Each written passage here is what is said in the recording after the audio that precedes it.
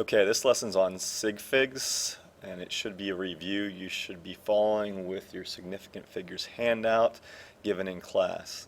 We'll be going over each example done on the handout.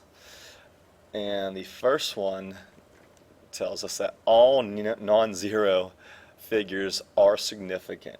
So for example, the number 112.6 has a total of 4 significant figures. That's the easiest one. Rule number 2 says that all zeros trapped between non-zero figures are significant.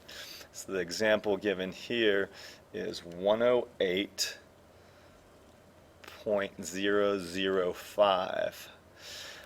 This zero is trapped, so it's therefore significant between the 8 and 1.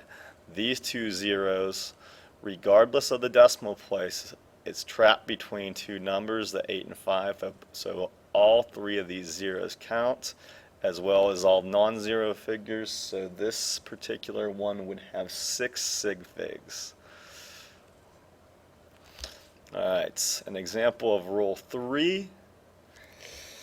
Zeros to the right of a non-zero figure but to the left of an understood decimal point are not significant unless specifically indicated to be significant. A bar is sometimes used over a number to represent a significant figure. And there is a slight typo on this one that has been crossed out and fixed. So that sounds like a mouthful, but it's really not too bad.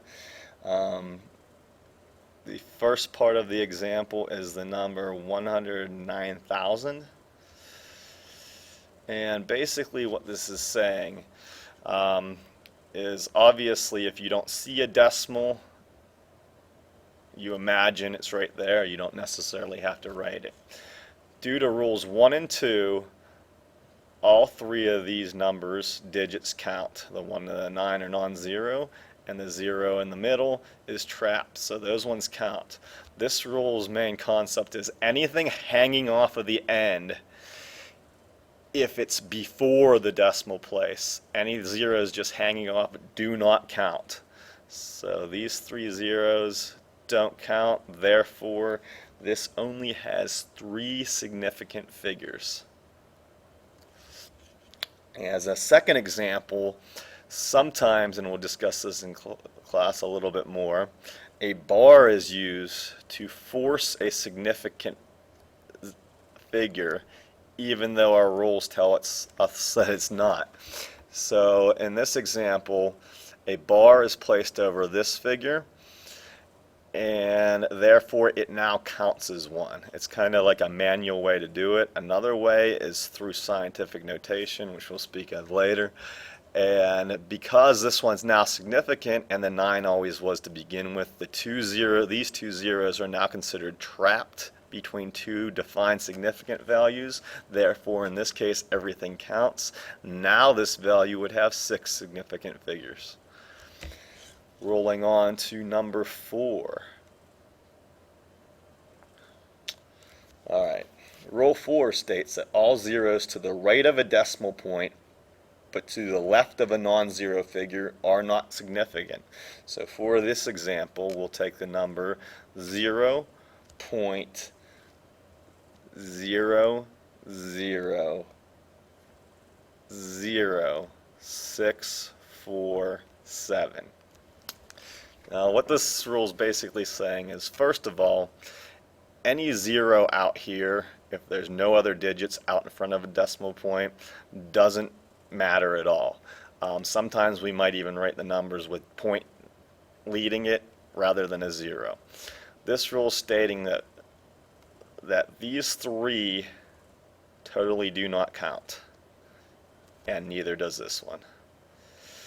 Basically, to think of it in a more simple way, if it's trapped between that decimal and values over here and nothing else, then they do not count. So this one only has 3 significant figures due to the 647 being non-zero. Alright, moving on to rule number 5.